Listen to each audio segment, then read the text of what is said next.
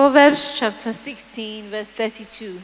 He who is slow to anger is better than the mighty, and he who rules the spirit than he who takes a city. Now think about that. Think about that. If you rule your spirit, you are better than the mighty. And if you are slow to anger, you are better than the mighty. If you rule your spirit, you are better than the one who captures a city. Wow. That's powerful. That's powerful. So the Bible calls out in a lot of scriptures that when you get the presentation, you will see. It helps you to, God is calling us to maintain or keep our motion. For example, Proverbs 12:18. Proverbs 12:18. There is one whose rash words are like swords thrusts, but the tongue of the wise brings healing. But the tongue of the wise brings healing. Proverbs 12:25. 12:25.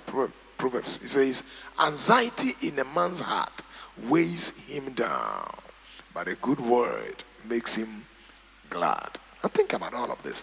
I like Proverbs 14:7.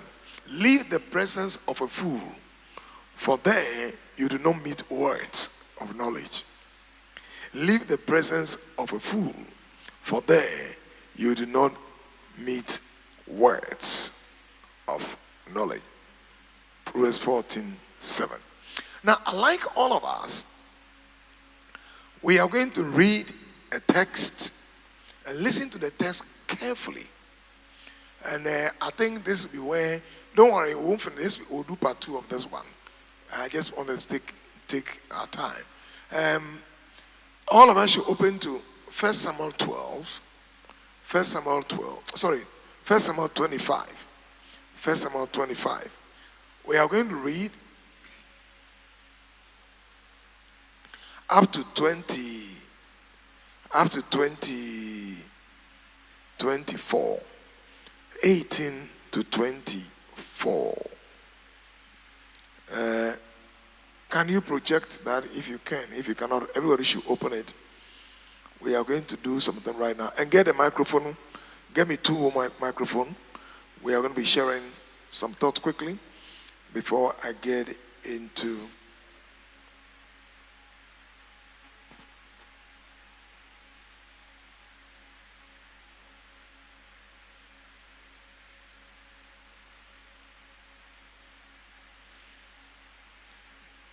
Are we there?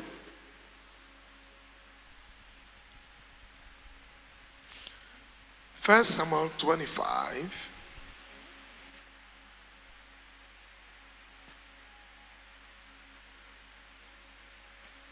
Hello. 1 Samuel 25. We are reading, maybe let me see where.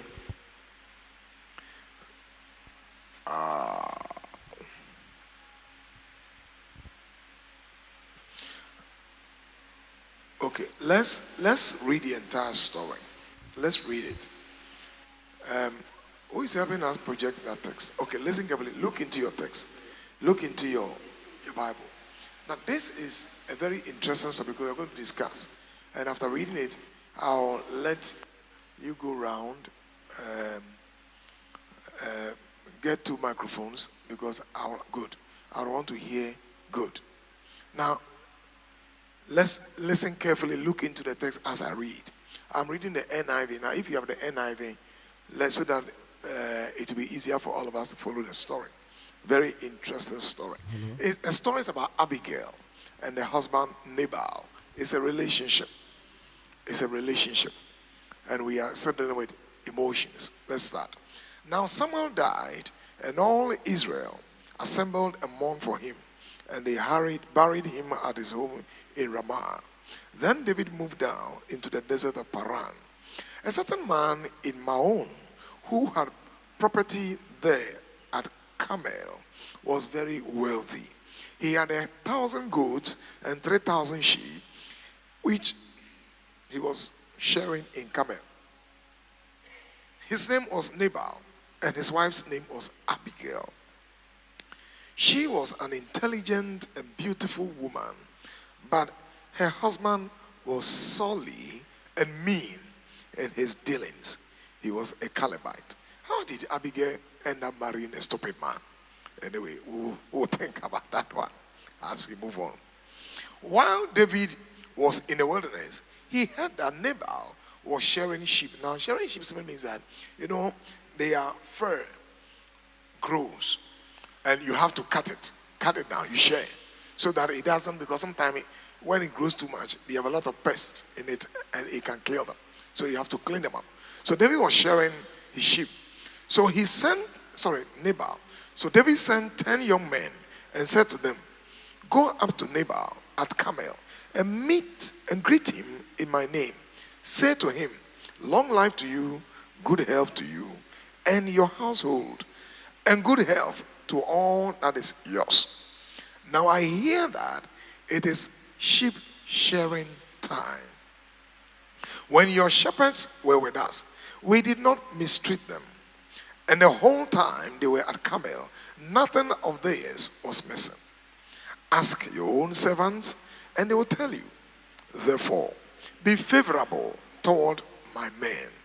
Since we come at a festive time, please give your servants and your son David whatever you can find for them." And I'd like you to just pay attention to how David presented it. Please, give your servant and your son David whatever you can find for them. Verse 9.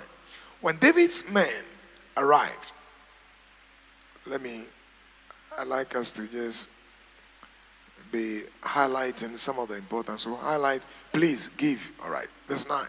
When David's men arrived, they gave Nabal this message in David's name.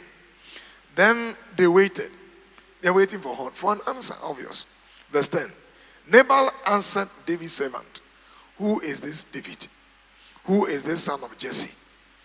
Many servants are breaking away from their masters these days. Why should I take my bread and water and the meat I have slaughtered for my sharers and give it to men coming from who knows where?" David's men turned around and went back. Now, I'd like you to also see how David's men are going to present the story. And when they presented it, what happened? So let's read on.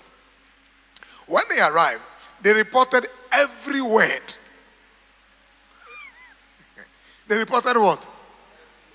Please underline that. They reported every word. David said to his men, "Each of you strap on your sword." Now we are seeing reaction. How about if they didn't report at all? Will there be verse 13? All right, so let's focus. So they reported every word. David said to his men, "Each of you strap on your sword." So they did, and David strapped his on as well. About 400 men went up with David, while 200 stayed with the supplies. 400 men against a household, one house. Verse 14. One of the servants told Abigail, Nabal's wife, "David sent messengers from the wilderness to give our master his greetings, but he hurled insults at them. Yet these men were very good to us. They did not mistreat us, and the whole time we were out in the fields near them, nothing was missing. Night and day they were a wall around us. The whole time we were heading our sheep near them." 17. Now, think it over and see what you can do, because disaster is hanging over our master and his whole household. Underline verse 17. He is such a wicked man that no one can talk to him. Verse 18. Abigail acted quickly. Underline that phrase. Abigail did what? Are you following the story? Abigail did what? Some women, so now coffee and ask my uncle face here. One way, go and face the music. She took 100 loaves of bread. Let's look at Abigail's reaction. 100 loaves of bread, 2 skins of wine, 5 dressed sheep, 5 seahs of roasted grain, 100 cakes of raisins, and 200 cakes of pressed figs, and loaded them on donkeys. It means that they were really rich. Then she told her servants, "Go ahead, I'll follow you." But she did not tell her husband Nabal. Please underline that, highlight that. She did not tell her husband Nabal. 20. As she came riding her donkey into a mountain ravine, there were David and his men ascending toward her, and she met them. How many men were they?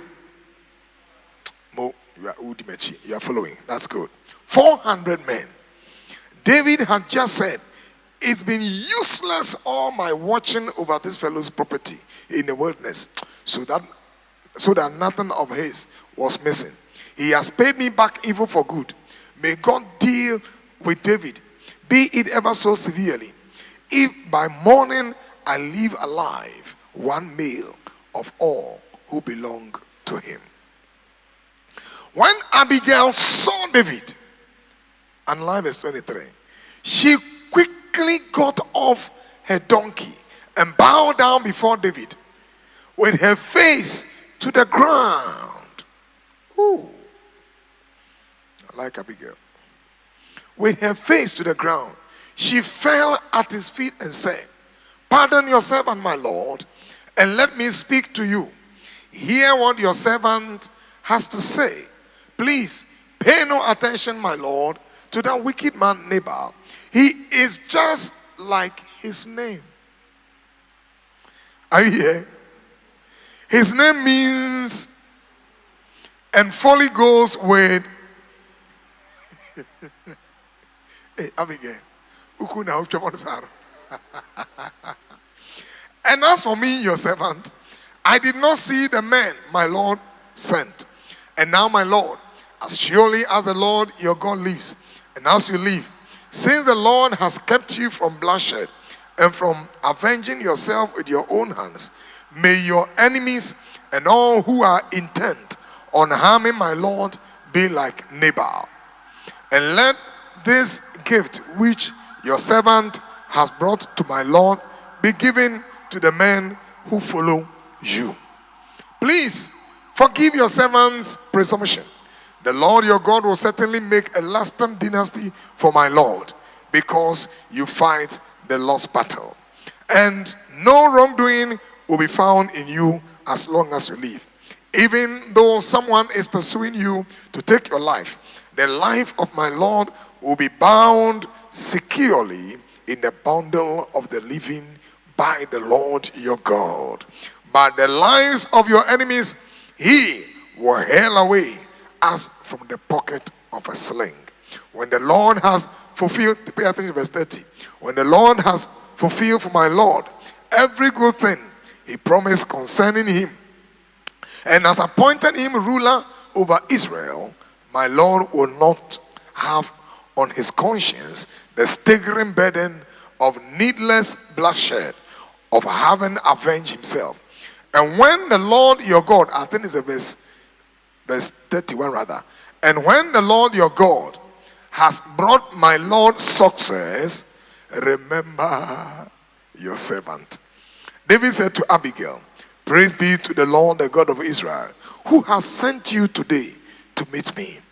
May you be blessed for your good judgment." Pay attention to that. Your good. "And for keeping me from bloodshed this day, and from avenging myself with my own hands. Otherwise, as surely as the Lord, the God of Israel lives, who has kept me from harming you, if you had not come quickly to meet me, not one male belonging to Nabal will have been left alive by daybreak." Then David accepted from her hand what she had brought him and said, "Go home in peace. I have heard your words and granted your request." When Abigail went to Nabal, he was in a house holding a banquet like that of a king. He was in high spirits and very drunk. So she told him nothing at all until daybreak. Then in the morning, when Nabal was sober, his wife told him all these things, and his heart failed him, and he became like a stone. About 10 days later, the Lord struck Nabal, and he died. And you can read the rest on. Now, so get me the microphones ready. I'd like you to point out to me volatile, emotional scenarios in the story. That's why I said listen carefully and be reading yours. What are the volatile, emotional areas in the story? What emotional management do you see from Abigail, from David's men, from Abigail's servants? Yes, I like somebody to just get up and tell us what are the skills you see here. Yes, it's marriage school. It's not marriage banquet. So here school we ask questions. Yes. Yes. Who is raising a hand to talk? How do you see emotions playing out in the story? Okay. Please, the first emotional I can find out is verse 10. Okay, what's there? When David's servants reached the Abigail's husband, that's Nabal, the answer Nabal gave was, "Who is David? Who is this son of Jesse?" Mm-hmm. And that alone, I think is unfair, because he's around and he knows who David is. So meaning he doesn't recognize David as somebody who is important, more or less, to his request. Okay, so he looked down on David. All right, yes, good. Yes, come here. Let's go here. And then, yeah. Right, so from Nabal's response, The name? please, Felix. From Felix, okay. So from Nabal's response that he gave to the servant of David, Can you hear him? when David received, Hello. so when David received the response from Nabal, David was hit in the first place and reacted. He was angry and reacted towards Another good Nabal's- point there. David had somebody who was looked down on him, like she mentioned. And then she reacted. All right? She reacted. If it's so, all right, we shall see. Everybody put on your knife and your sauce. Gas, put on. You could cook for. You could deal. Now, so pay attention to that. He had something and he reacted. Yes. Any other thing? Okay. Let's hear from you. Please. Come and take this one. Yes, go ahead. Please, verse 2. Mm-hmm. David felt that though he's a rich man, but he shouldn't lose his properties that bring in the money. Mm-hmm. So I have to protect. So the more I give a protection, God also helped me to get what I want. So the more David has tried to protect with everybody around him, he's supposed to benefit from the protection. Okay, That so is- what he's saying is that David is in protecting this guy's flock. So sometimes we call it sense of entitlement. It's like I'm entitled to something because I have been protecting it. All right? So I'm entitled because I've been protecting it. So that sense of entitlement is what is pushing David to request that I need something. Good point there. Yes.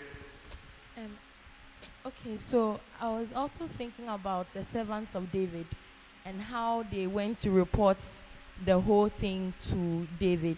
As the word said, they said to him every word as they were given. So I'm sure it was a repetition, and they even added the emotions the man added to it and reported it to him. But if they had, in a way, Which verse is that? I want to project that verse for us. Project the verse that, and the servant told David, verse 12. Look at verse 12. Yes. Shall you all read? One go. David's men turned around and went back. And did what? When they arrived, They did what? they reported everywhere. One more time. They reported everywhere. One more time. They reported everywhere. For the last time. They reported every word. So you're going to marry this guy. And somebody has said something. Anyway, hey, Kwasi. Atamidi. Also, when they said, they reported, and most likely they may add some. They may add some. They may say, Jesus, this is serious. They reported every word. Some will add some. They said that you are Okubolo leader. And they said that you are a rebel. They will add some. Then look at the verse 13. The verse 13 is very interesting. Verse 13. What TV happened? I say, each of you strap your sword.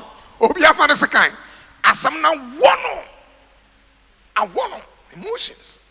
Good point. Yes. Let's hear from you. So I wanted to go back to the place where David had the authority to just take the sheaves and everything, but then was decent enough to send greetings and ask politely. And I like this one. Please put your hands together for him. I like this particular. This one is subtle. If you don't pay attention, it's subtle. It's part of emotional insight and wisdom. Now that is in verse what? Where David say, please. Which verse is that? I ask you to be highlighting it. Verse 1. Verse 8. So let's go to verse 8. Look at the way David approached the request. Is that from 5? It says 5. Let's go to 5. No, I think the 8. Let's go to the 8. I like the 8. There's something there. 8. It says, please give your servant. He says, me, I'm a servant. Number 2, your son. I'm even your son. Whatever. So even if you find a cake, one cake, and you say, take it, I will take it. He wasn't asking much. He said, anything at all you can. Now that is somebody who we call it who is well measured. Well measured, right? There are some people who are like how do you call this guy? The guy who asks for more. Oliver Twist. And they will ask for more. But anything at all you can find. That approach is emotional regulation. He's not asking too much. First, he's making himself low. Second, he's asking whatever you can. That is an emotional. We're going to be defining emotional intelligence very soon. All right? Any other thing? From where Bridget read, right, the verse 12. Okay. David's men turned around and went back. Okay. And so after Nabal responded to them, they didn't react towards Nabal. However, it was when they left Nabal's presence and then they met David that they showed their reaction. And so I see that they didn't show any reaction, although Nabal said whatever he had to say immediately. It was afterwards that they went to give the report. And I think that is another very important. Shall we give our hands for him a click? Because they were holding knives. They could have just cut his throat. Say, we bonia. Nonsense. Do you know who we are? You know, there are people like that. They will go and fight all kinds of battles, but they haven't been sent to go and fight. They were sent to go and request. Tianko Kasa say, look at him. Charlie Trinity. Let's kill him and go and tell him that we killed him. The guy is nasty. But he did not. That is also emotional regulation. Yes, there are still points there. Yes, come here. Come here. Yes. So, Abigail had a great relationship with the servants because the Bible, it says that, I think in the verse 17, it says, it talks about Nabal, that he was such a scoundrel that no one cannot speak to him. But to Abigail, the servants were able to flow with her, and she even listened to them. And it says in the 18 that she made haste after they had advised Abigail. Yes. You are ready to marry. You are ready to marry. My boy is ready to marry. Mike, you are ready to marry. That is because the servant is able to go to Abigail. Now think about why the servants did not go to Nabal. They just gone, oh, Daddy, the way you responded, we think that, but because he is very silly, he's a mean man, so they know that that's not a place to go.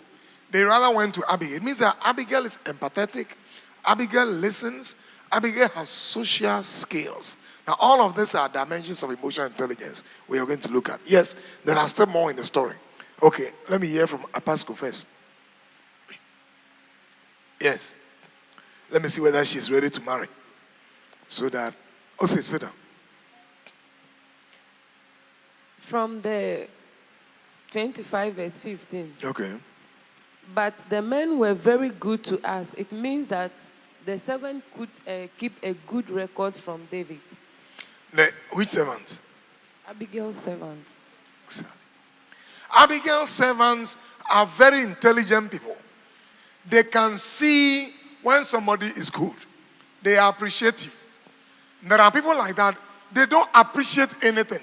But he says, I want to marry. Maybe I ain't fair. You are not ready for marriage. They could see that this is somebody who is good. The man is good. You know, when we're there, none of the flock got missing. They are very good. Yes, two more things. Okay, you need to see it before you come.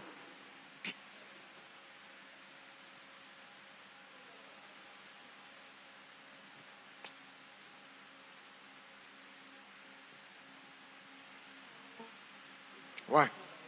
So I also noticed that when the servant spoke to Abigail, she didn't rush to go and confront her husband.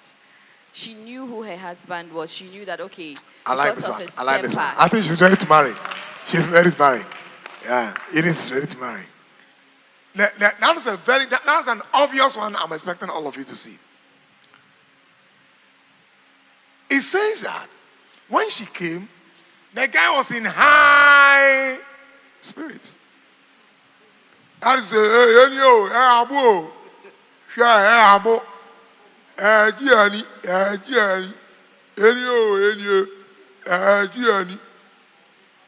now, if you go and tell him, Daddy, nothing, hey, I'm crazy.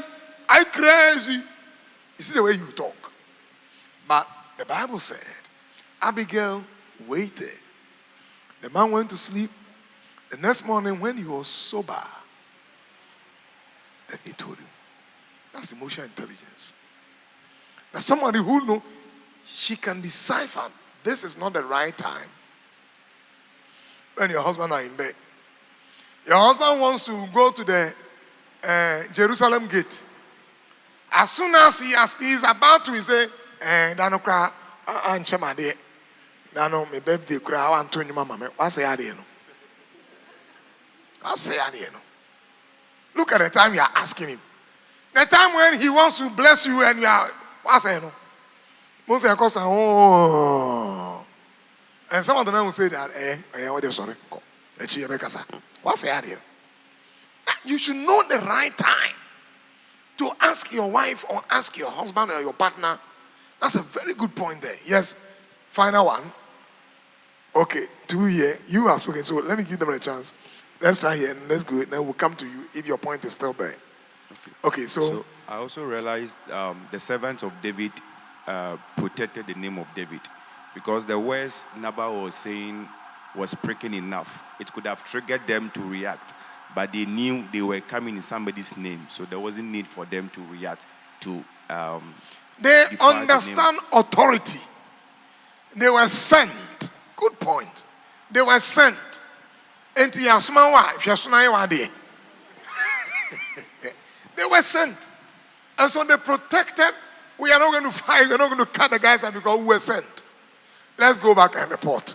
Great point there. Shall I give out to him? Great point there. Yes. Okay. I also think how Abigail reacted when he met David.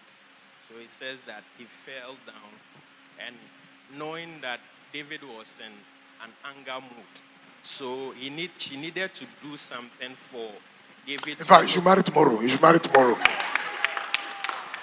Put your hands together. That's a good one there.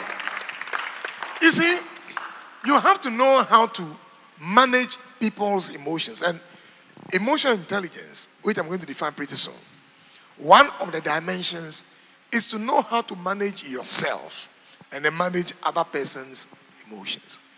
So David is coming with 400 men.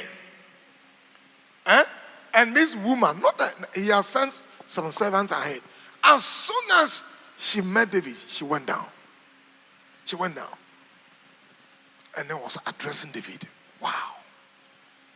Wow. You are marrying, you are in a relationship.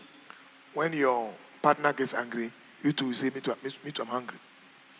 If you are angry, me too, I'm angry.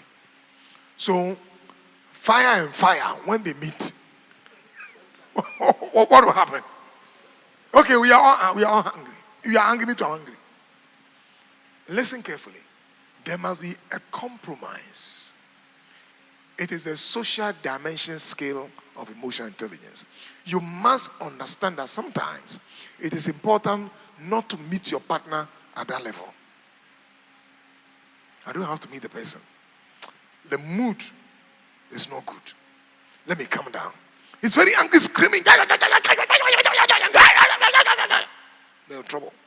But once he's screaming, you are calm. Daddy, my girl, take your time.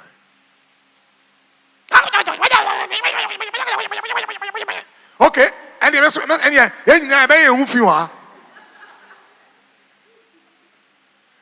okay, let's hear from you. Okay, so I want to go back to the reported speech. Now, I'll say something small that happened at the office, and then I want to go back. Normally, we'll see that if a king or someone in authority sends someone to go do something and he doesn't get the results that he wants, he normally sends a second person to do a follow-up. But here's the case where the reported speech was so intense that David just took 400 men. He believed them. So this led me to when I started my new job, and my boss was so, I came back to my friend, and we give it to the guy. Guy, no, you're serious, cry. So the next time, I've forgotten that I've actually degraded my boss to my friend. So I came back, I was like, Charlie, Aquano, one of my online course, we said, oh, I said, oh, and my friend was angry because I've painted my boss in a kind of way that when I came back trying to speak good about him, he wasn't receptive of it. Right. So we should really be mindful of the reported speeches. You come and tell your partner this tomorrow, you want to come and change your mind, but me say, me you are down for us, okay, me because on them are down for Nenya. So just in case where it wasn't anything material, you come and tell me, and I'm in longer hairs with this guy, and then tomorrow. Why are you not married? Why are you not married? Put your hands together for him. Good point there. Reporter speeches. Reporter speeches. Now it's incredible the way David easily believed what they said. He did not query them. He did not ask them, did you say he said so? He just believed them. That should tell you that it is possible David sent men he trusts or trusted. And these are men he will never query and question whatever they tell him. That's where sometimes the danger is. Reported speeches simply means that the speech is going through another medium before it comes to you. That's what I mean by reported speech. It's going through another medium. He did not hear the message firsthand. Somebody conveyed the message. Now, watch me explain something. I'm going to my daughter here, and I said, "Oh, Bridget, when I met the guy, he says that, oh, yeah, you're a stupid girl. You're a stupid girl." Now, look at the way I'm saying that. I'm laughing. She will laugh. Okay? But I'm using the word stupid girl. She will laugh.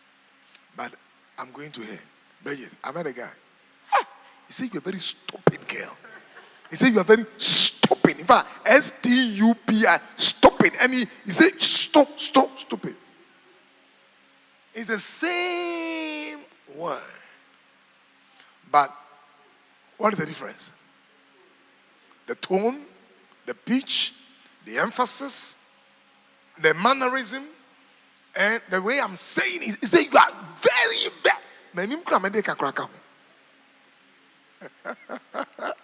So when you hear it, you believe it. Are we together? Are we together? I can't hear you. Are we together? Very good. Now, Brampe, jump to where I have defined emotional intelligence. Now, I wanted us to discuss this because I wanted us to go to the kinds of intelligence, the four of them. There are kinds of intelligence. We have what we call verbal propositional intelligence. Now, what is verbal propositional intelligence? This is intelligence about vocabulary. People know how to use words. They know how to string a sentence.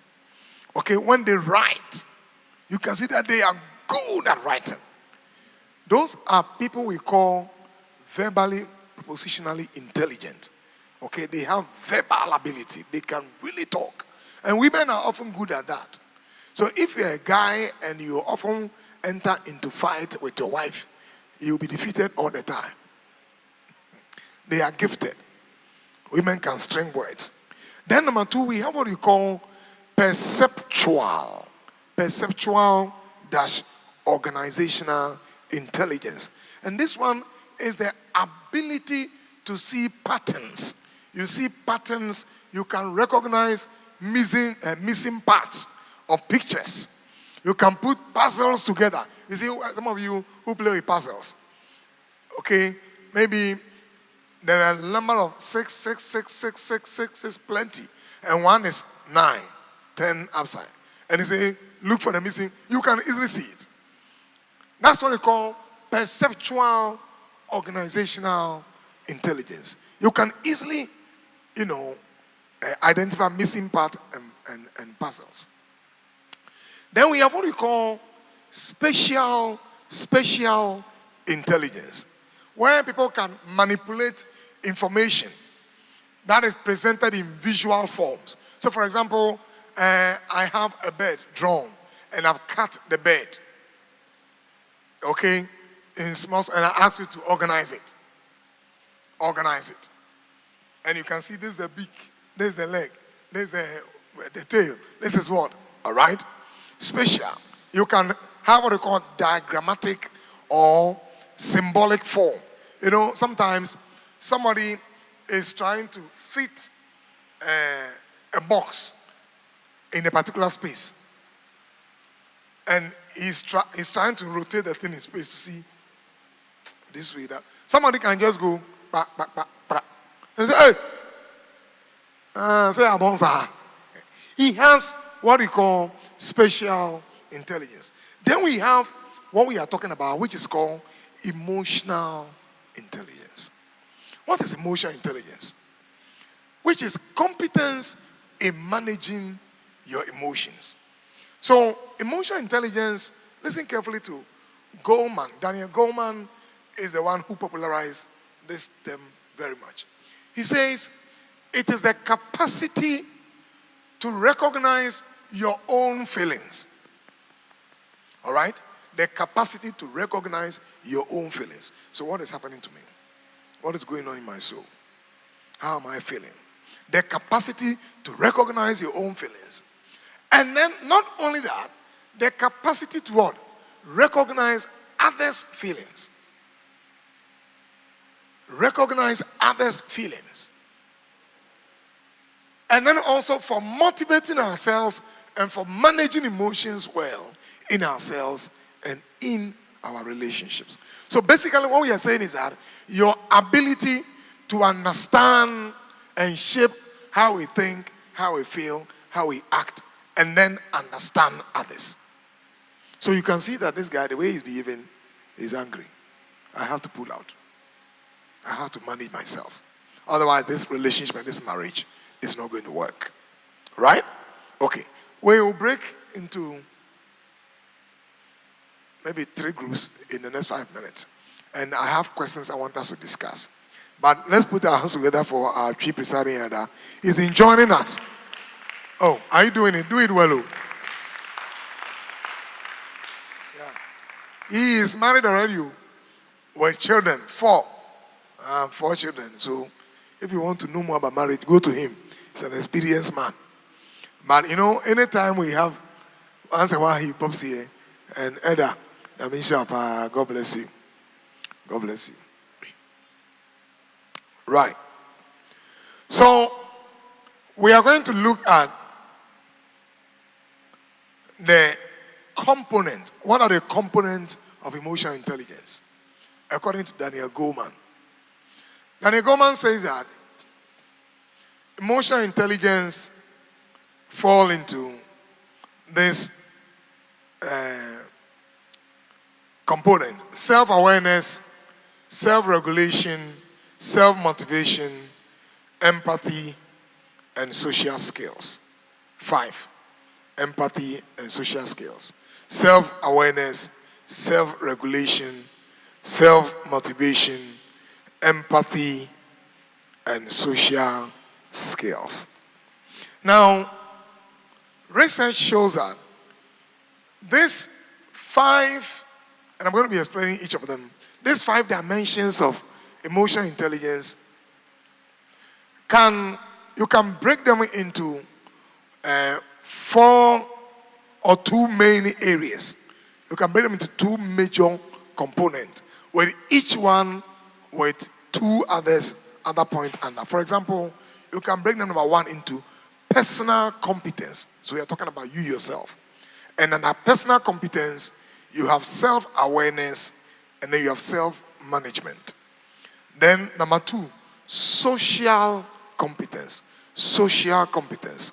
And then you have social awareness and relationship management skills. Social awareness and relationship management skills. So let's quickly look at the self-awareness. Let's start with self-awareness. What is self-awareness? What is self-awareness? And what does it entail? Self-awareness. Well, when we are talking about self-awareness, don't forget what Goleman indicated. So let's try to understand self-awareness. Do you know yourself? Do you know what tickles you? What makes you easily angry? What breaks you? What makes you cry? What makes you laugh? Self-awareness simply means knowing yourself. Knowing yourself. Do you know yourself? Okay, Socrates said,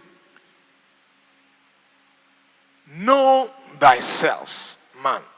This is the keystone of emotional intelligence. It's the keystone. In other words, it's the center of emotional intelligence.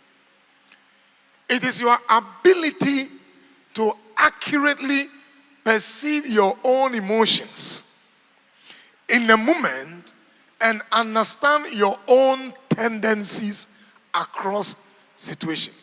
So for example, somebody is saying something and that is hurting you. That moment, what will you do? David heard the words. They reported every word to David. As soon as they finish, say, all right, chobe, hey, chobe, hey. Chobe, hey, chobe, hey, yanko. He's going to kill. He lost sense of himself. Let me read again. The ability to accurately perceive your own emotion. David should have seen that. He's getting angry. And you see, when you read on, he say, may the Lord so severely deal with me. If I leave one male in that house, how can one person's mistake become a reason to kill every male in somebody's house? He's lost it. His self-awareness was poor.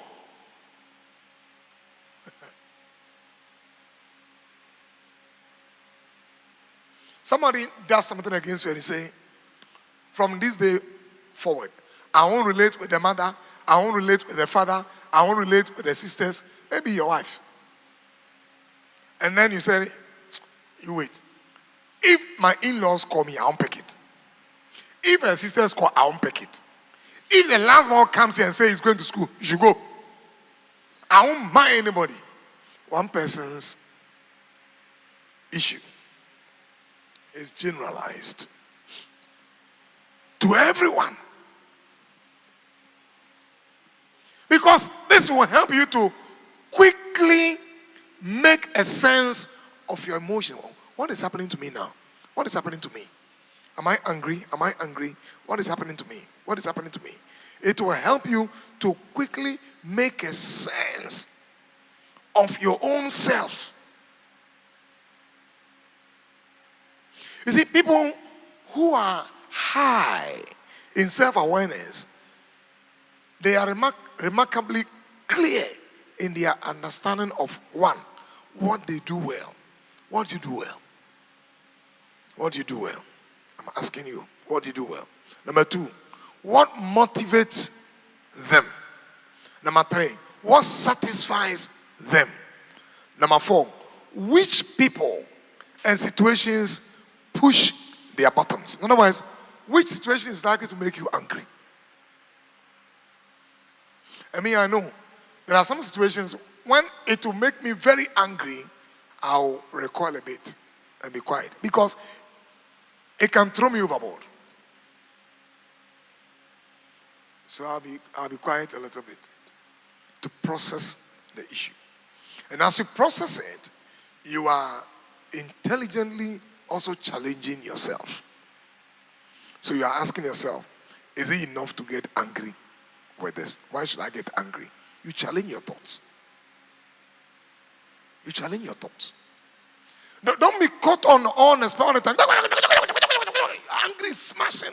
There was a marriage I saw. When the woman is angry, everything in the hall must fall down. And she's so strong. She will pull the fridge, double the cup, blam! Every soup, all food in it, splash.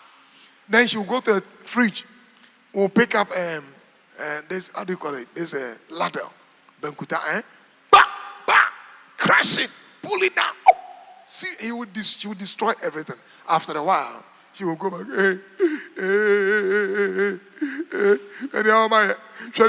Look at what I've done. Do you know yourself? Which situations push your buttons? So that's self-awareness. Come on, shall we say self-awareness? One more time. For the last time. That is self-awareness. Now, so I'm going to be mentioning them quickly because we're going to discuss. Have you shared a sheet? Have you shared a sheet? Not yet. Okay, hold on. All right. Now let's go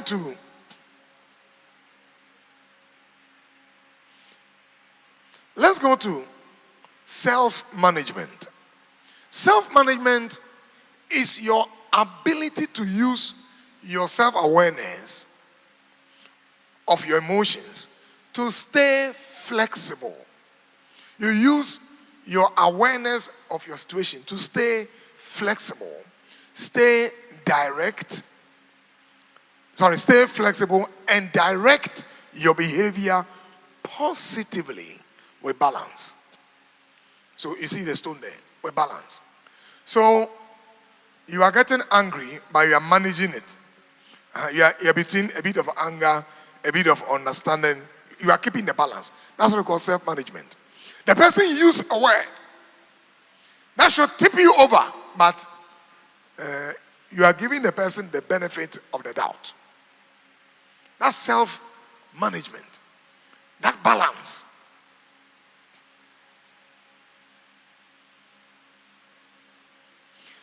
When I was a HOD for psychology, one day a student came requesting for a help.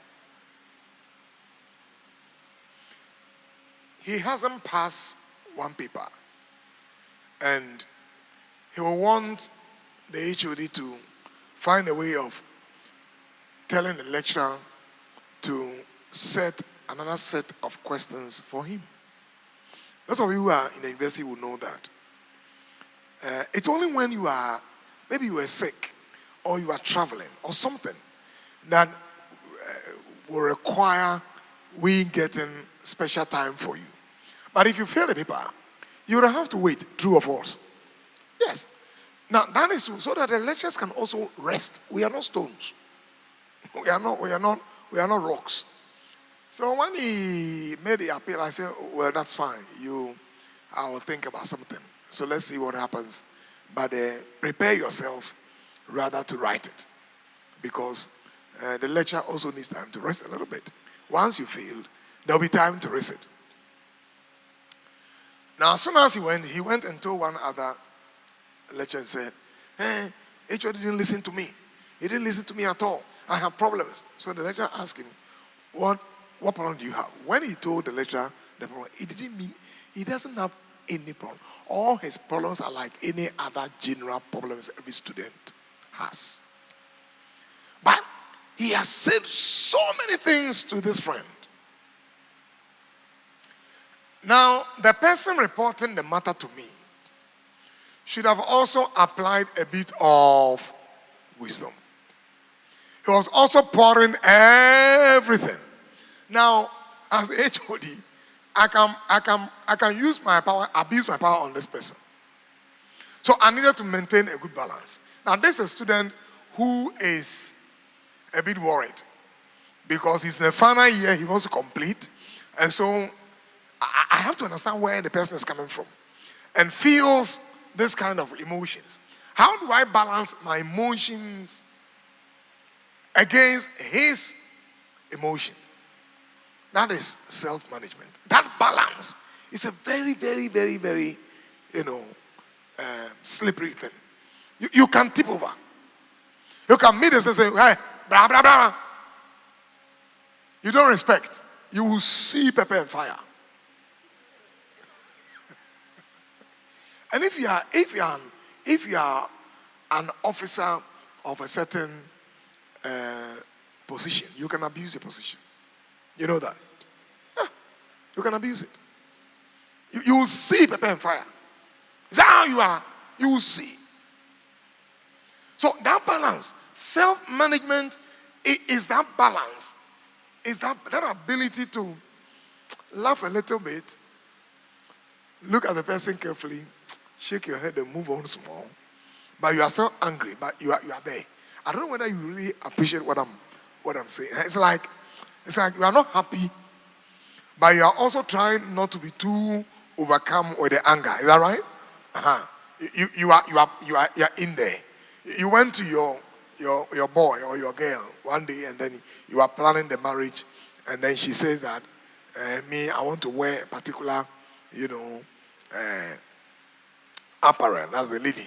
I don't like this one. Meanwhile, you are going to buy the thing, and we have to take it back. And they say, but the one thing, no, we have to take it back. I can't wear this. I want some style. Now, you are close to the wedding. You don't want the devil to step in between you and your spouse to be. So you are in there. It's like you have to manage it before the wedding comes. I don't know how many of you have felt something like that when it could be a boss. Who has felt something like that? You are in there. You don't know whether you are angry or you should take it lightly, or you should fire the person small.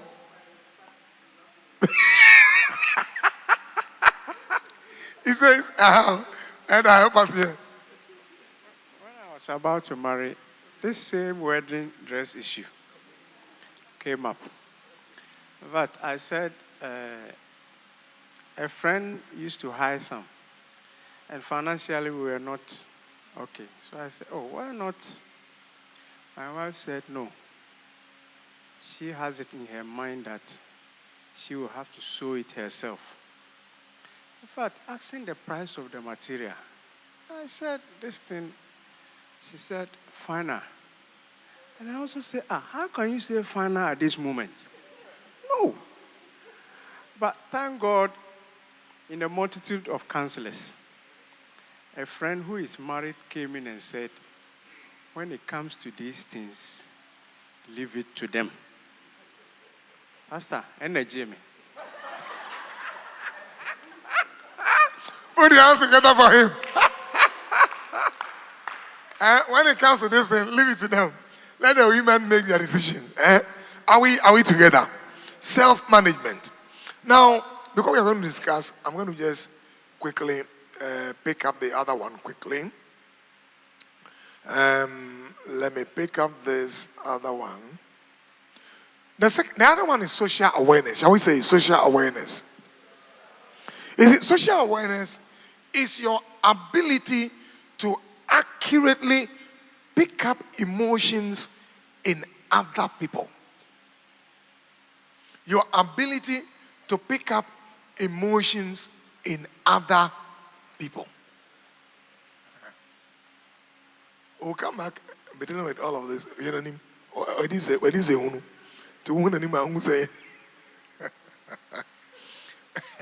Your ability to accurately pick up emotions in other people and understand what is really going on with them. And understand what?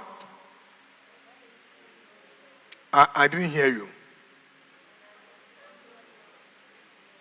Understand what is really going on. Right. And it ensures you stay focused and absorb critical information. Listening, observing are the most important elements. Did we see listening in the life of Abigail? Did we? What did we see?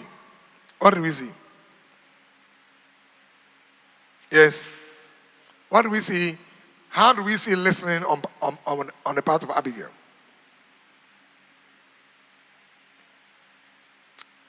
I'm listening.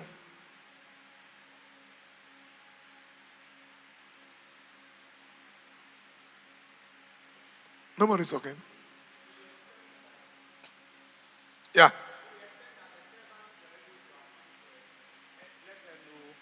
The trouble that is beckoning them. To the extent that the servants were able to approach her and explain to her the trouble that is forthcoming. I like that. The servants were able to approach her. She has a listening ear. That's social skills. That's social awareness. Now, for each of them, the next time we come, we'll be learning how to develop it. But we are going to be working on the document. So I'm just taking this one after the other quickly so that we are able to discuss the matter that I said Daniel should share. Let's pick up on the other one. Let's pick up on the other one. And that is your self-regulation. Or maybe let me pick up motivation. Motivation. Motivation here is what drives you, what inspires you. What drives you and what inspires you. It's emotional intelligence. Like sometimes you are down. Pascal.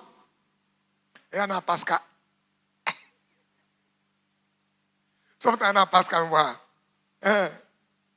Your ability to drive yourself, emotions, or sorry, motivate yourself, is part of emotional intelligence. So that you can tell yourself, David said, my soul, why are you downcast? Arise, move on. It's emotional intelligence. You're encouraging yourself. You heard about the story about David.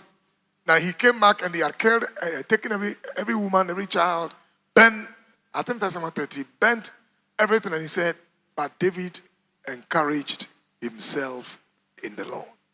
So your ability to move yourself is part of emotional intelligence.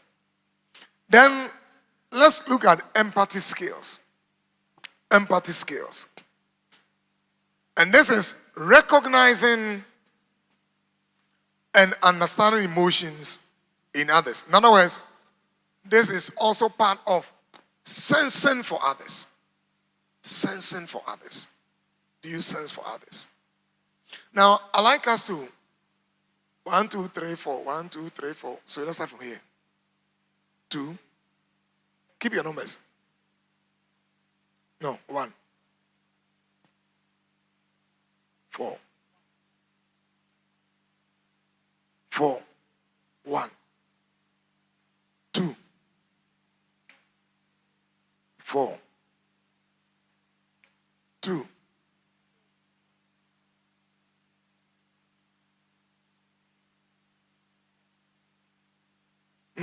2.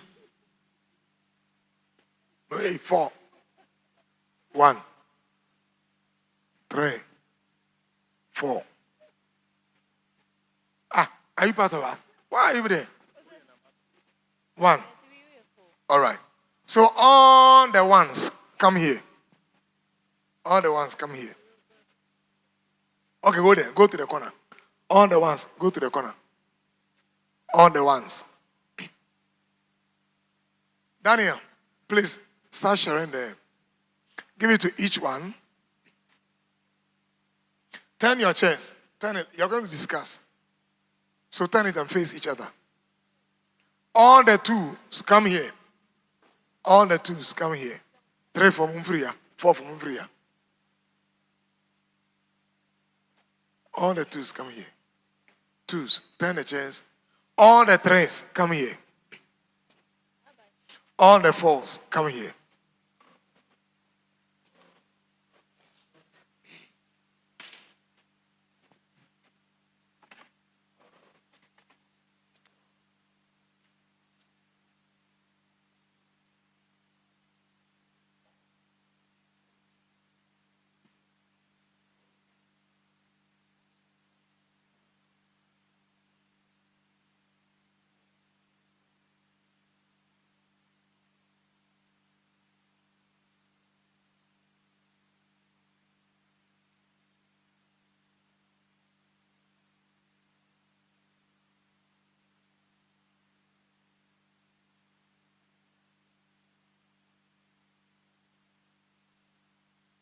So we have self-awareness, we have self-management or self-regulation.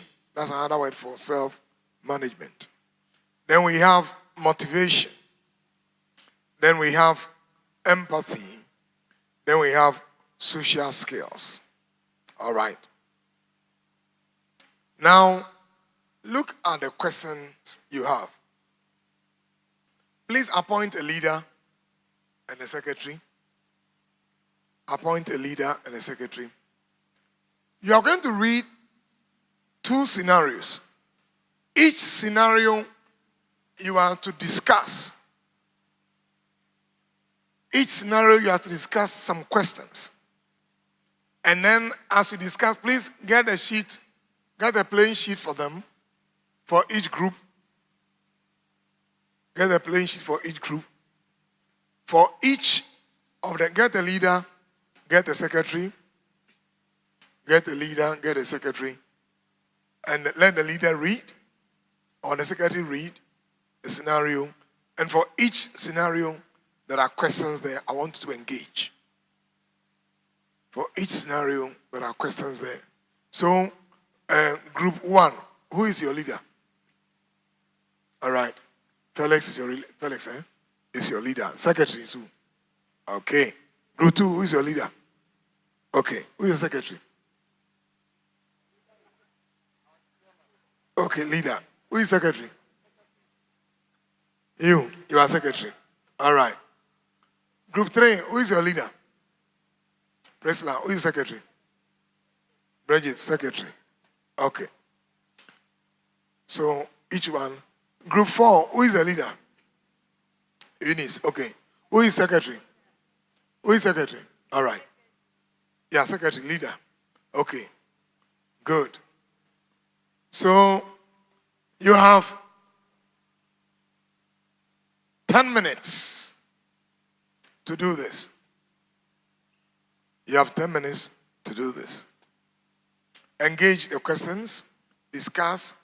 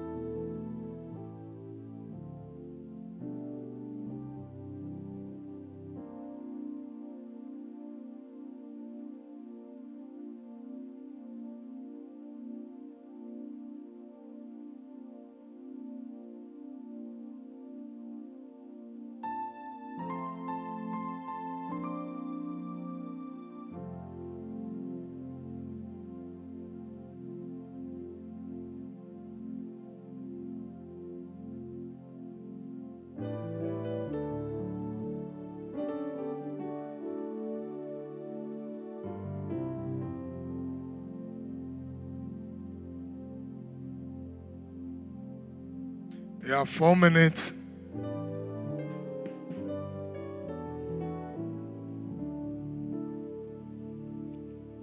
The Savior.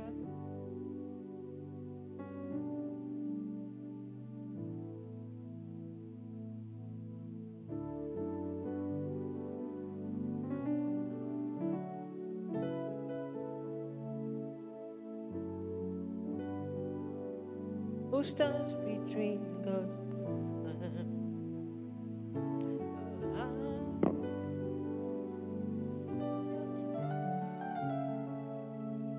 King? Hey, come on to me for the house.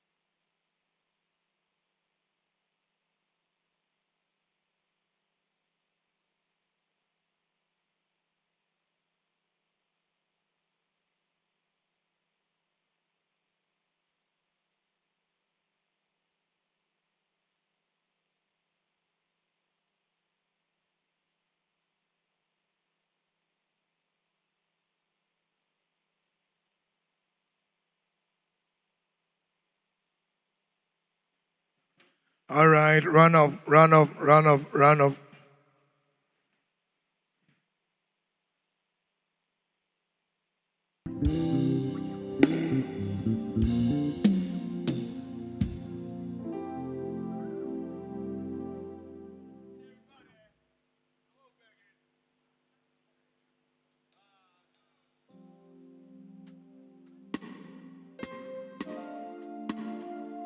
Run up, run up, run up. Okay. Now the day is over.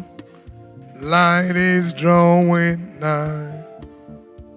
Shadows of the evening.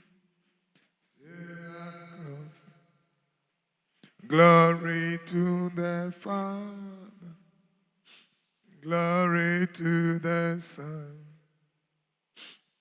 La la la la la. Miss him? La la la la. Okay, end it. We want you to begin. Come and give us report quickly. Come and give us report. All right. All right. Put your hands together. Can you give us a song? Give me. As a discussion. Okay.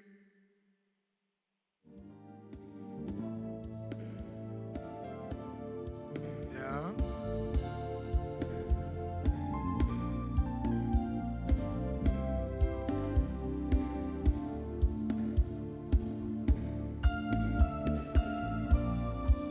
Yeah.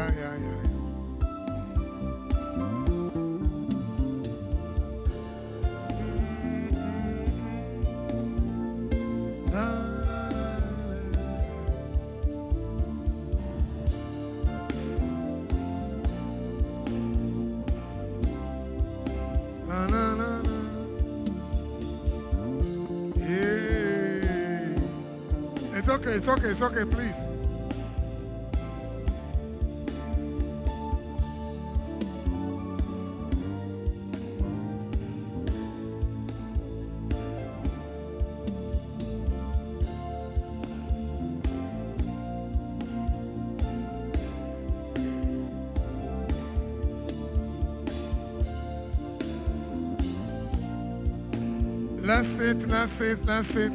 That's it.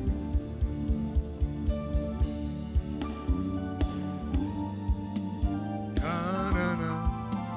Get-it-it-it-do. Na, na, na. Na, na, na, na, na, na. Get-it-it. Get-it-it.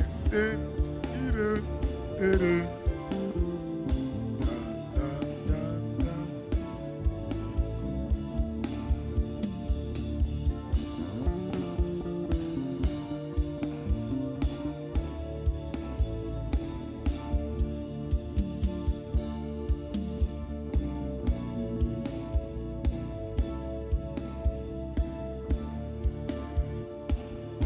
Daniel.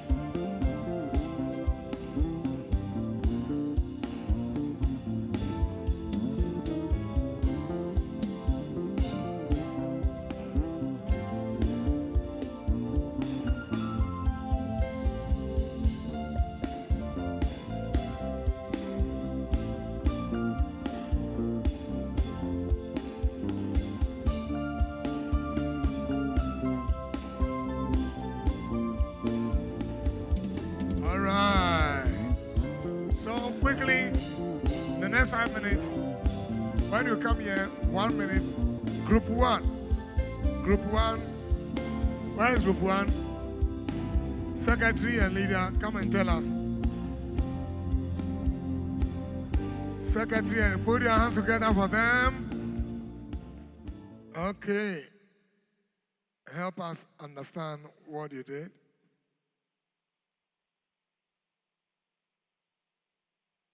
Yeah.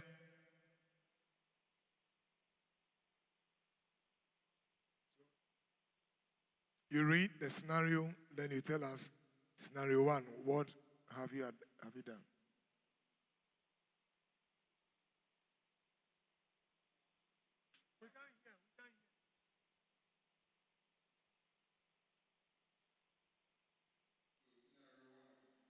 Communication breakdown.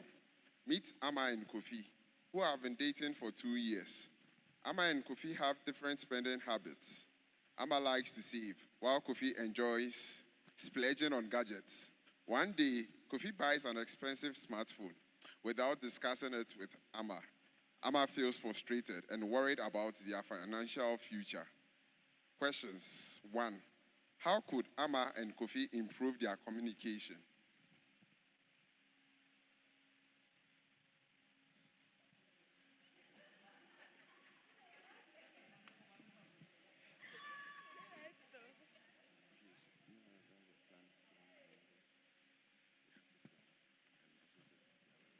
Okay, so Amma and Kofi have to. Who wrote the thing?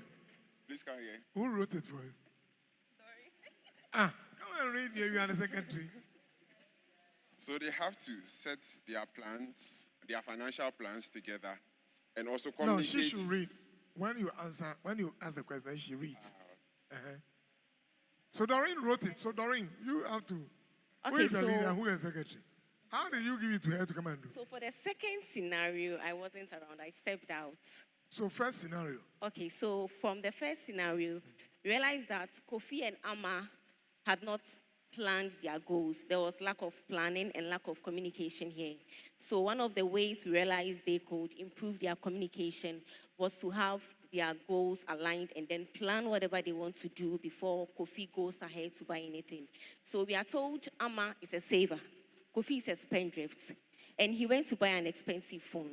Now, it could be that Kofi bought the phone from Accra Mall at a price of 7,000 cedis. Meanwhile, Amma might have known that, we could get this phone at a cheaper price when we go to Franco. Now, if Kofi had told Amma that, me person me to phone, I'm sure Amma would have told Kofi that, let's compare the prices before you go ahead to buy the phone. If we have to cut financial budget or something before you get the phone, that would have been better. But Kofi still went ahead to buy the phone without telling Amma. Okay, go on. So question 2. What emotional intelligence skills would help them resolve their conflict? So with the emotional intelligence skills, we have self-awareness and self-management. So each of them should know how they are, who they are. Then also, I think Amma knows that Kofi is a spendthrift. So she can also help Kofi understand the situation and also help him save instead of spending. That's the management, where the management also comes in. So those are the two we had, self-awareness, self-management. Okay. Go on. So question 3. How can they balance individual needs with shared financial goals? So with that, we also had empathy and reaching a consensus. So, empathy and reaching a consensus. All right, go on. Conflict escalation. Meet Adjoa and Kwame. Meet Adjoa and Kwame. All right. Meet Adjoa and Kwame, who have been together for 5 years. Adjoa discovers Kwame has been texting his ex-girlfriend. Adjoa feels betrayed and confronts Kwame, who becomes defensive. The argument escalates with both parties raising their voices. Question 1. What emotional intelligence skills would help Adjoa and Kwame manage this conflict? So with the question 1, we had self-management and social awareness. Self-management in the sense that when Adjoa saw whatever she saw, she didn't manage herself well. She became confrontational, and with the approach it made Kwame very defensive. Yeah. And also we are looking at social awareness.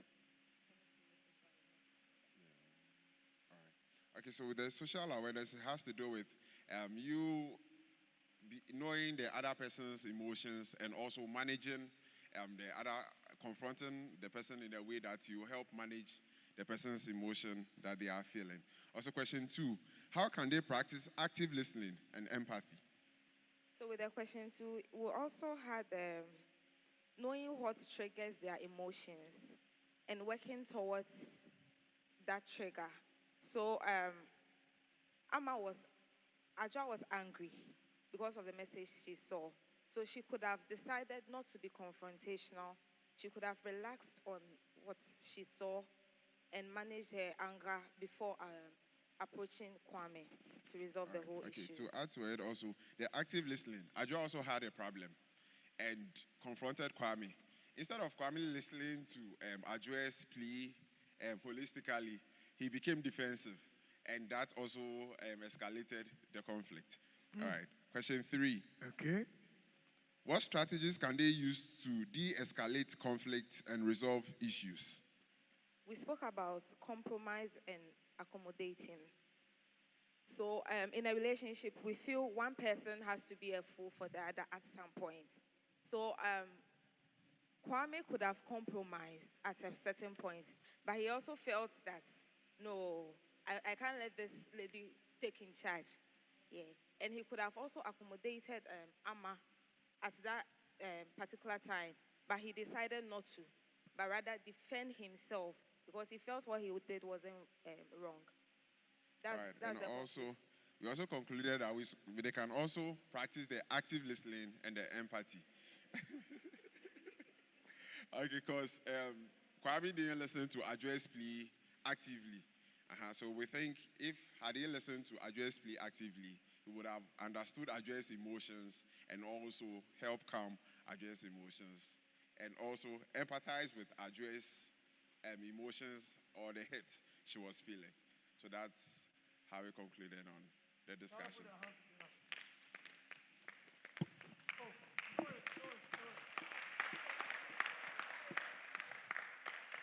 All right, let's go to group 2.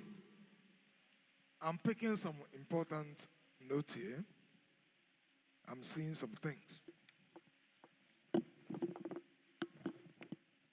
Secretary?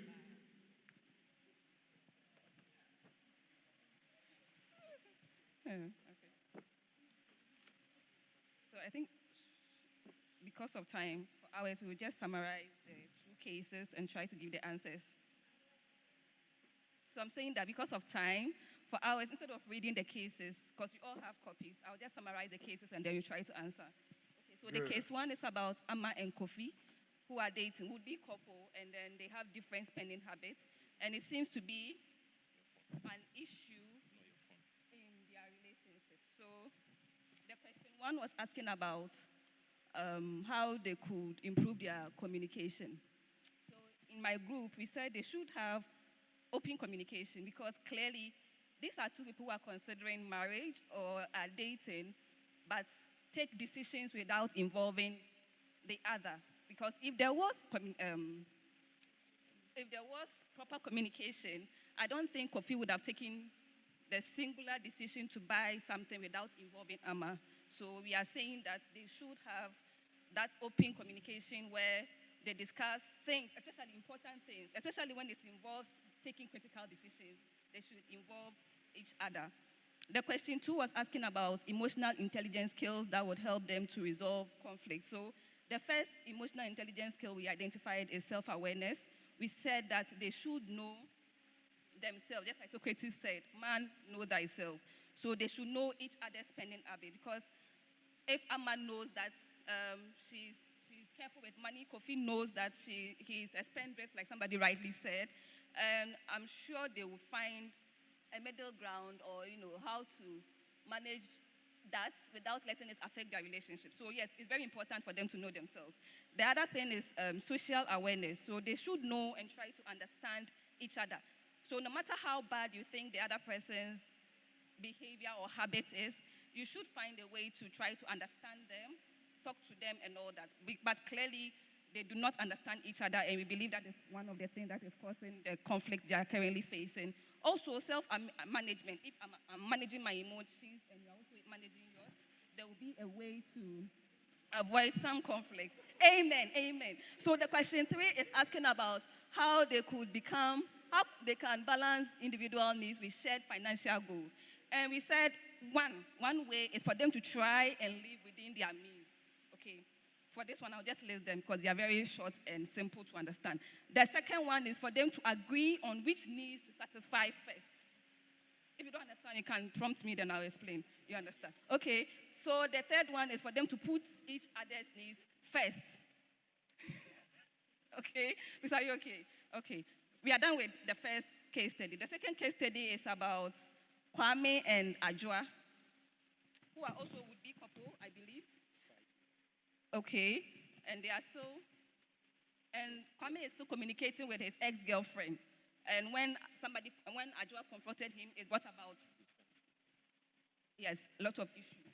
So the question 1 is asking what emotional intelligence skills would help Ajua and Kwame to manage the conflict. My group said the first and most important one is empathy.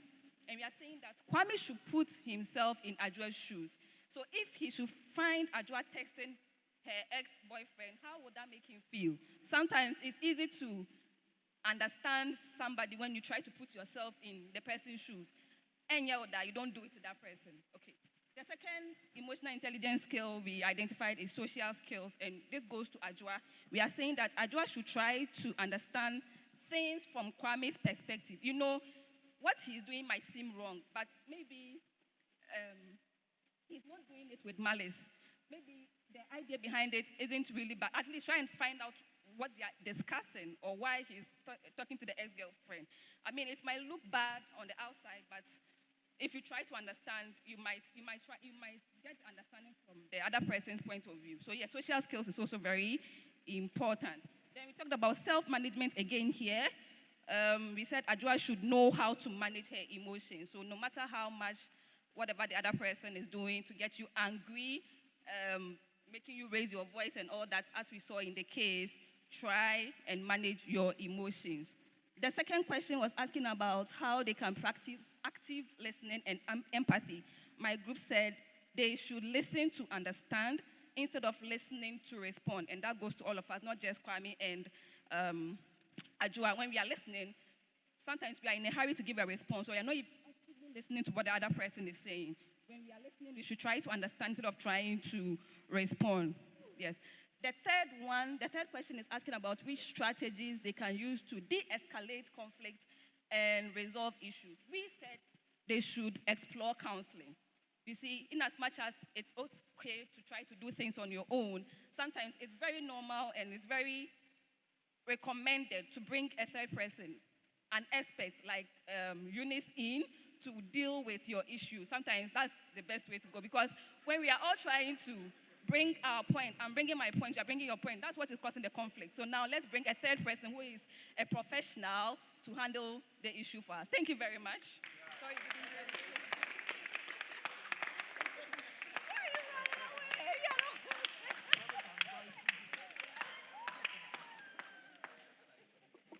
All right.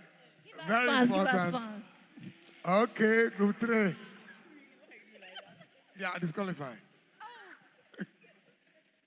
Hi, everyone. I'm not disqualified. Go ahead. Okay, so first case study. Amma and Kofi, you have been dating. Should we read the question? No. Okay, it's fine. We know the question. Okay, now. number 1. How could Amma and Kofi improve their communication? Okay, so for the first question, the first thing we wrote or we spoke about was that Kofi and Amma should know themselves. I mean, I don't think Kofi knew that he was a spendthrift, okay? If he knew about that, he would have found a way in managing it. And so they should first know themselves. Amma should know that, okay, when it comes to financial whatever, I am able to... Financial management. Yes, Thank you. Financial management. Group 3. Financial management. I'm good at it. I am good at managing my finances. And the opposite of Kofi. And the next one we wrote was that they should understand each other's spending habits. So we have established that Amma is good with managing finances, and then Kofi is a spendthrift. So Amma should know that Kofi is a spendthrift, and then Kofi should also know that Amma is good with managing finances. Then we also mentioned that Amma should gently draw Kofi's attention to the fact that he is a spendthrift. Okay, so the emphasis on the word gently, so that it doesn't also cause any issues.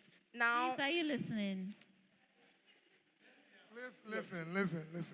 So the last one we wrote on the first question too is that they should find out if there is a problem between them. So the problem could be that they didn't know about these habits of theirs, and then recommend regular communication, then render Especially apology. because Kofi didn't inform Amma about. So if there was a problem, they should find out, is there a problem, and improve on their communication.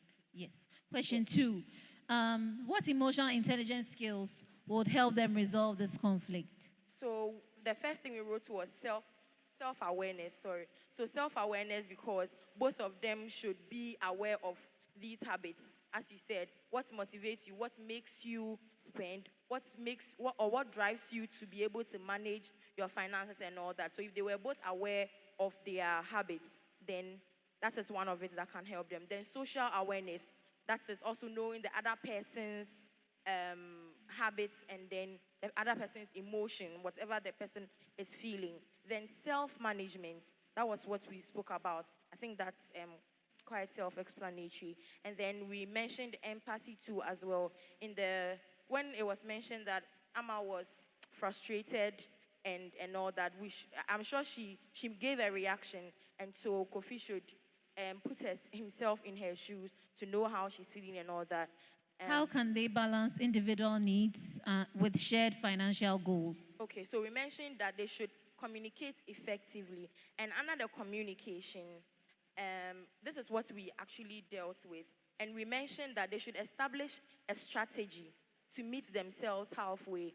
So since Amma is the one who is good with managing finances, she could sit Kofi down, and then after talking to him gently, as a man that he should be, he speaks to him gently, and then give, okay, so now this is what we are going to do. Like, she should be in charge of that, since it is her strength. So this is what we are going to do. Let's meet ourselves halfway. Let's have a plan for the month. Write your priorities, what you want to get. Let me write my priorities. How much are we spending? How much are we doing this? Yes, and then they just find their way, meet themselves. Yeah. Then they should also commit to the strategy. That is important. They should commit to the strategy that they have set. Diligently commit to it. Case 32. Yep. So Adjoa and Kwame, ex-girlfriend, what emotional intelligence skills would help Adjoa and Kwame manage conflict? First, we wrote self-management. Self-management because if Kwame was able to manage himself, he wouldn't have done this time. Yeah. Oh, it's true. He should manage himself. Allow. When we finish, go ahead. Yes, he should have been able to manage himself. And I mean, we realized that, what's the name of the woman? Adjoa. Yes, Adjoa was angry. So she should also have been able to manage herself in a way, even though it is this one. Yeah. Annoying this. Yeah, and also we spoke about empathy. Okay, empathy because we felt that the man should be able to, okay, if they did that to you, will you be happy? No. Sometimes they say that men naturally cheat, but we don't agree with that. Yeah, and then we also spoke about the social awareness, right?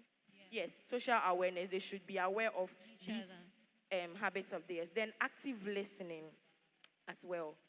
How can they practice active listening and empathy in this situation? All right, so we spoke about the fact that they should give undivided attention to each other, okay? And then reflect on emotions. So reflecting on emotions, why did you do this? I've seen that. So in the communication, at the communication stage, okay, so I can see that you are angry because I texted this person. Can you tell me why? What made you angry? Like, do you think I did this? Why are you, So that conversation should have gone on. Yeah. And the next one we spoke about was to avoid interrupting. It's very, very important. When an argument, not an argument, but when there is a conflict and we are trying to resolve it and we are together trying to communicate, when one person is on the floor speaking, the other person should just wait for his turn or her turn and just relax so that when the other person's turn comes, you can also speak. And we also spoke about the fact that they should give non-verbal cues in avoiding interrupting someone. Yes, I am quiet too. The way I've staggered and I'm looking at you and I'm giving you all the drama and like looking at you up and down.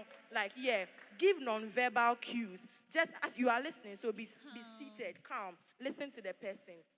That is there. And then clarify and confirm what the person is saying. So sometimes in the heat of the whole argument, the person may just be saying anything. So when the person is done, it's your turn. Okay, so did I hear you clearly say this, say that, confirm? Is that what the person really said? Don't just assume that is what the person said. Clarify what the person is saying. The third question. What strategies can they use to escalate conflicts and resolve issues? They should maintain calm and steeze and composure. Very demure. Steeze and composure. They should maintain steeze and composure. Like, yes, you know you are angry, but try and then be composed in the face of adversity. Yes, and they should open up to each other. That is what we also spoke about. They should open up to each other, compromise and find a solution. So, as I think one of the groups said, one person is supposed to be a fool. I mean, well, yeah, so one person should calm down in the heated argument so that when the other person who is up, the other person will be down. Yeah. And they should seek common ground. Yes, seek common ground. Yeah. Focus on the issue. Focus on the issue and not the person. Yes. So in such arguments, just focus on the issue. That focus on the issue at hand. The person is not the devil, but the issue, so that we solve it. And then, yes, please. Thank you so much. Group 3. All right. Last group, but not the least, secretary, leader. So I'll read the question. And then she'll explain. Please, we are group 4. I'm the leader, he's my secretary. The secretary is supposed to read. I'll read the question. The secretary will explain. Secretary, you present the findings. So the leader will read.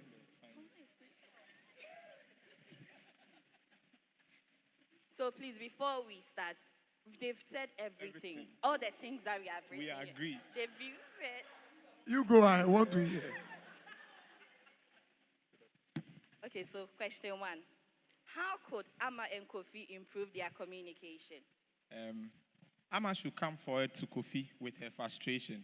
Similarly, Kofi should do well to discuss his intentions with Amma first before acting on it. Again, Kofi and Amma should first...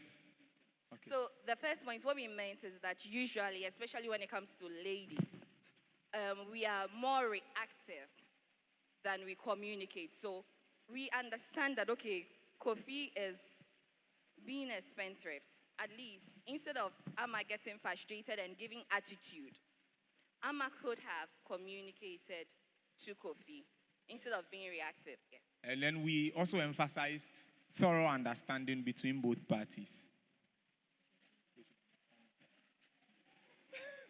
Okay. Okay, so what we were saying is that they need to understand each other, as he has said. Good. Second question. What emotional intelligence skills would help them resolve this conflict? All right. The first one is self-management. Or let's begin from self-awareness. Kofi and Amma should both understand themselves very well, so that they know what drives their actions and what actions they are engaged in order not to frustrate their partner or other party.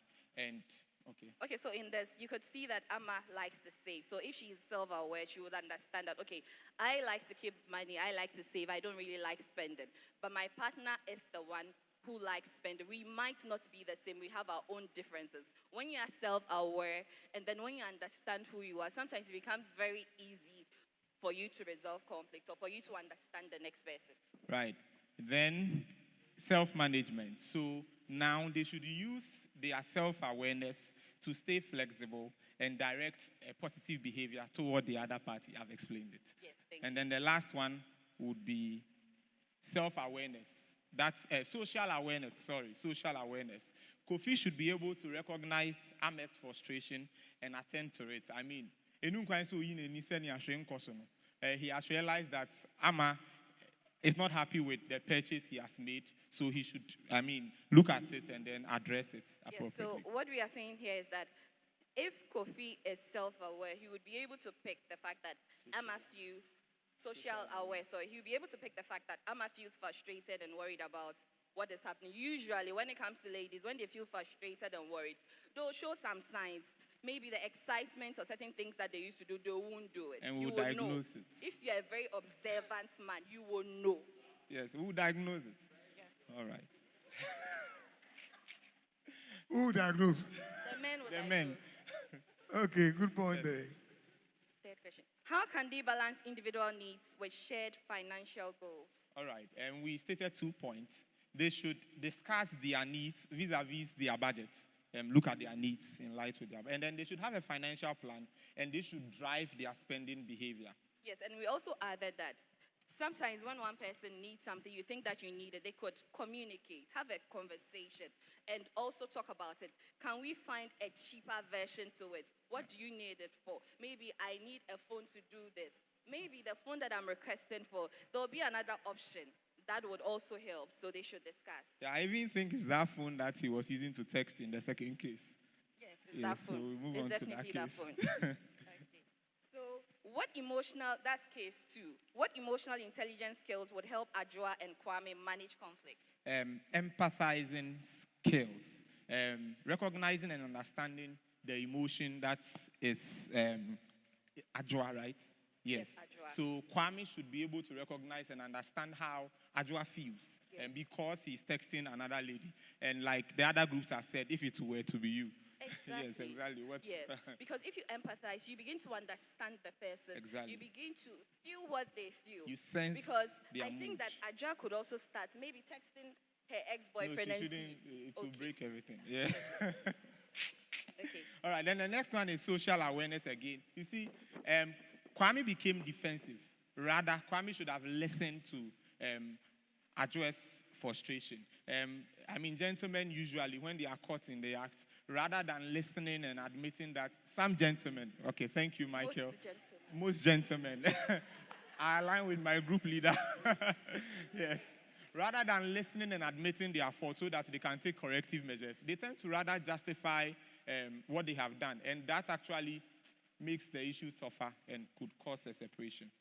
And then the last one will be self-awareness. Now, understand yourself. You had somebody, you are no more with the person. Exactly. What business do you have going to text the person? Yes, and if you are self-aware, you know that you've been caught and Exactly. you're feeling guilty. Yes. That is why you're acting that way. Yes, and then the other side, we are only dealing with the men. The women. You've seen that someone is, your beloved is texting the ex. Rather than going to confront or attack, which led to you both raising your voices, I think you were also affected. You should actually find a nice way to communicate it to him, because if you had communicated in the right way, I'm not sure he would have also been defensive. I'm sure the way you addressed it induced the defensive nature of your beloved. Well noted, so would right. communicate Yes, well. please. Okay, so how can they practice active listening and empathy? All right, so they should listen attentively when the other person is sharing a frustration. They should understand, in this case, Kwame should understand exactly what Adjoa is saying. Sometimes, because you are not listening, you do not even understand to be able to see how Emma, wrong how you are. do you listen attentively? You do not talk back when she's talking. Okay. You stay calm. You listen. You don't hear what she's saying. You pay attention to what she's saying. Try to understand the mood with which she's communicating her worry. Intermittent eye contact. Please, your phone should be away. Yeah. Make her feel that she has your full And the ending. attention. Okay, yeah. You can go ahead. All right. Then, after she has addressed her grievance, reflect on what Adjoa is saying. Okay. And then, after you reflect, then you can respond appropriately. Okay. Because by then you would have fully understood, you would have done some reflection and seen where you went wrong and how you are going to improve upon And we that. also said that while you are listening, don't just listen because you want to justify. There's no place for justification. Exactly. Just listen. Let her say whatever she wants to say. Just listen. Now, at the end of it all, admit you're wrong and apologize to Ajwa so that you can have a happy ever after. All right. So, what strategies can they use to de-escalate conflicts and resolve issues? All right, I'll start from the bottom. Kwame, wait. No, Ajwa. Wait. When tempers are down, then address the issue. Focus on addressing the issue. Don't attack the person. Express yourself freely. Deal with the issue at hand rather than attacking the person through whom the issue came up. Yes. And we also said that communication is key. Yes. The person who is hurt should communicate assertively. Yes. How That they means feel. directly but respectfully. Yeah. You don't go attacking your partner. Yes, then they should both sense the mood and respond appropriately. Sometimes, I remember when Daddy was teaching, there were two ways he tried to say something to Priscilla. Sometimes when the mood is heated and you try to talk back, I think it overheats the mood. I think that you should neutralize the mood. And so understand the mood, sense the mood, and then communicate in tandem with the mood. Yes, to be I able would to stress on neutralize it. understand the mood and sense the mood. And then finally, Kwame, yeah, it's Kwame, right? Kwame and Ajwa should empathize with the other party. I mean, in this case, you could see that because she more or less confronted, both of them had their voices being raised. And I think that, or we thought that if they had empathized with each other, it wouldn't have even resulted there. So put yourself in the shoes of, try to understand, I mean, really, we don't even know what is in the text message. Probably Bible study discussion or something. We really don't know what the text message is about. So at least it helps to be able to resolve the issue more But you can't peacefully. be doing Bible study discussion Oh, when you're supposed to. It's a classical example. Okay. Yeah. Okay. Okay, please. Any other? Or we are done? Yeah, we are done. Please, we are done. Yeah. Put your hands together. My God. All right. Are you getting, do you feel you are getting involved as we do this exercise? Now, listen carefully. Our next class will be a week after this. Now, listen to this. In the next class, I'll be summarizing this pretty soon. We'll be looking at how to develop you yourself. How do you develop emotional intelligence? And we'll be doing some works together. Okay, yourself. I'll be pairing you up with somebody you don't know who will tell you the activity I'll be doing. I've asked Prosper together, so please don't throw away. We'll be collecting right on top group 1, group 2, group 3, group 4. Okay, right on top of the response sheet, the plain sheet you wrote on, right on top group 1. If you wrote on 2 sheets, group 1, yes, on that. Because this kind of exercise is very practical. And it's going to help us to really appreciate the dynamics of emotions. And from group 1 up to 4, I saw some things emerging. And I'm happy that all of you are engaging with the material very well. For example, the part that excited me was that all of you could see that Kofi has is pledging life. And he must see that somebody else is better than him in managing finance. So you invite people into some of these spaces to help you. And especially when you are preparing for marriage. You're looking for it to settle down. And you are throwing money away just like that. So whereas you know that where your partner is better in managing money. So why don't you like ask and discuss? That's where communication, comes in. And all of you could pick up that. Very interesting. The other thing I saw that all of you picked up was listening. Listening. And I think I was group 2 when the group 2 said, you listen to understand, not to listen to respond. Okay? Sometimes we are listening, we just want to, we are you are listening to only respond. But when you listen to respond, you have not communicated. It is only when you listen to understand that you have communicated. Another point is, and that I found very interesting here, is to identify each other's strengths and to manage things together. And that was group 3 talking about meeting each other halfway. Every one of us is not going to be perfect in what we do. So we meet each other halfway. Okay, I think what she's saying makes sense. All right, let me try to just understand it. Because listen, people will redefine the way you react to them over a period, and they can either move away from you or stay with you. Over a period, if they get tired about you, they move away. And if it's in a relationship, then you have this kind of feeling where everybody is just minding his or her own business. So that was a very important point also. And then you all talk about self-management, self-regulation, self-composure, empathy. I like this other point. Focusing on the issues and on the person. And I think group 3 and group 4 also mentioned that. Don't attack people. Don't attack people. Address the issue. The issue is that you bought something. You bought something. And I didn't like what you bought. But correct. I'm attacking the person. Group 4 also use a word, and I think it's very important. It's the word reactivity. Reactivity is a certain emotional response set. So you have set yourself, it's like when someone free amekura. Ocha say oba to hey natural. And sometimes that's what we do to ourselves. We are only planning that it will come hey sacho. Reactivity. We react. Okay, and we are very fast in reacting to issues instead of taking our time. They also mention conversations, and that is very important. One point that ran through almost all of you is the word defensiveness.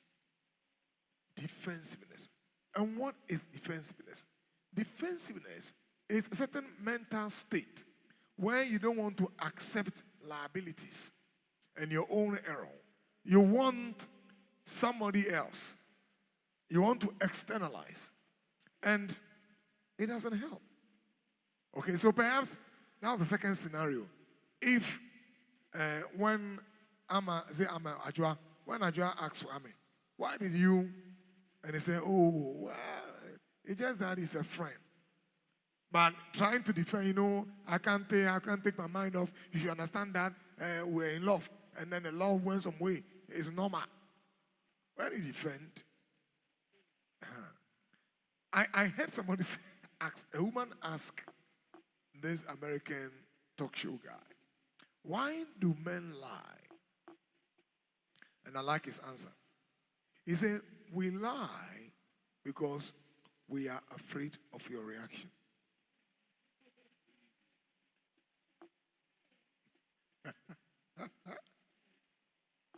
Women have reactivity issues. Men have more of anger issues. When men get angry, they act out, they externalize. When women get angry, they will talk more. Why do men lie? Say, we lie because we are afraid of your reaction. And so the men stop lying. All of you talk about full attention. Then another thing that came up, I think 2 of the groups, I've missed them. But that was apology. apology and forgiveness. It's a very important issue. The next meeting I'll be addressing how to render apology and how to accept it. And then the final one, I think came from either group 2 or 4, is mood. Mood.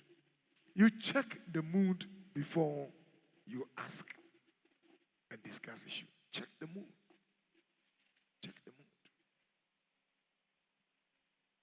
And the other group say, don't just check the mood, but also sense the mood.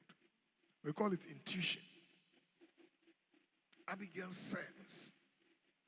She saw, but she sensed that the guy should be in his good mood. So I can tell him what he did. And he waited.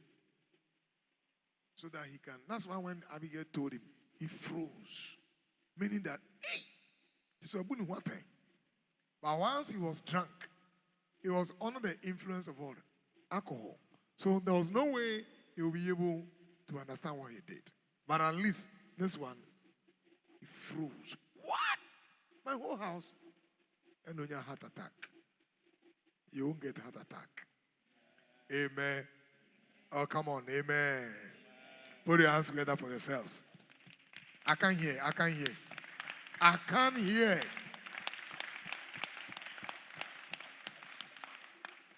Is it helping us? Is it helping? Is it helping? So, in our next class, we are going to do more exercises with ourselves. I'll be pairing you up with somebody you have never met. And I'll tell you what the exercises are. We are going to be keeping a file for each group. So each group should raise your file you are tendering in. Write the group number. Good. So come and collect it, Daniel. Daniel is going to give it. Tomorrow we are buying a file. We'll be filing all the exercise and outcomes. Okay. When you marry and you are misbehaving, take it. I will come to the archives. And then I'll say, you are part of group 1. But we don't have their names. Okay, everybody should keep your number. How many of you are in group 1? Group 2, group 3, and group 4. So we are working with the numbers. We don't need your names. We are working with your numbers. But when you are misbehaving, I'll come and check the archives. All right. So tomorrow, it will get paper file, and we'll be filing these things in all the exercises and the assignment. They will help us. Shall we have standing? Bow down your head, put your hand on your heart, and for a minute ask the Lord that, Father, help me to be able to manage my emotions. Make me like Abigail. Make me like Abigail. Abigail was the best manager of emotion in this matter. But also even David. When Abigail appealed, David responded. David was also good. David was not too hard with himself. No, I won't agree. He also responded. Pray and tell the Lord, you are planning to marry. Marriage is not about just sex. The sex, about from. You'll be tired with it.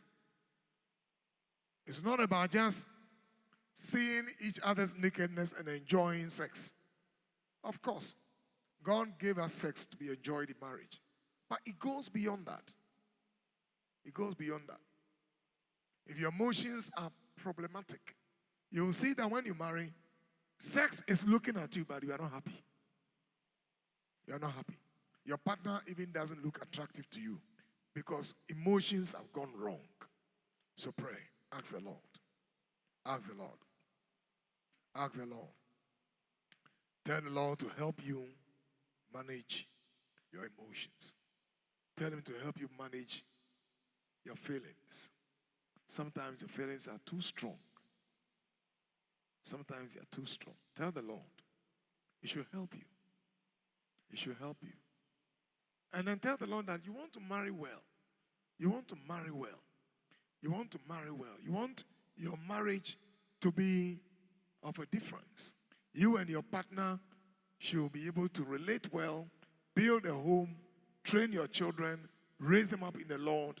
You don't want anything to go wrong. You don't want anything to go wrong. You want to be able to raise a home. Finally, you are praying that as you learn and try to manage yourself, may the Spirit of grace keep you well. May He keep you well. And that you be an example to others. You'll be an example to others. You will learn to forgive. You will learn to apologize. That is one of the most powerful parts of self-awareness. The ability to apologize. The ability to see that I was wrong. And to forgive. Tell the Lord to help you. People are married. They jump and come to the altar, and then they marry. Then they realize that it's not about just wanting to go to bed. There are a lot of issues. They can't forgive. They can't say, I'm sorry. They can't render apology. You can't marry if you can't learn all of these things. You can't marry. Your lover will hurt you. Your friend will hurt you. Your boss will hurt you. Your father will hurt you. Your mother will hurt you. You will also hurt people. You will also hurt people. Pray and tell the Lord. Pray and tell the Lord.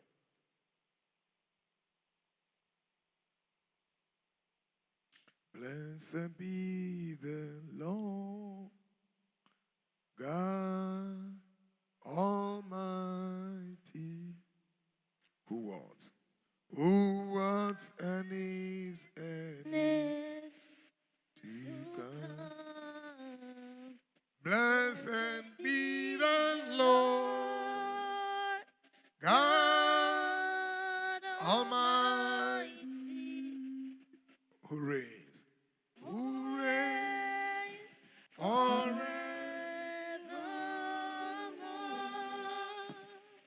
Blessed be the Lord, God Almighty, who was and is to come. Blessed be the Lord, God Almighty, who reigns forevermore. Now the Lord bless you, grant you grace. May the Lord cause your willingness and decision to marry to prosper. May He give you peace. May you meet the right man. May you meet the right woman. And may you be prepared to make your home a peaceful and successful home. Shalom. Peace. Life to you all. Amen. We are taking our picture here. Please come over. We are taking our picture here. My technical committee, you should be able to put all these pictures together to tell a story. You take the picture and then you discard it. I will deal with you, Polo. Come. Come.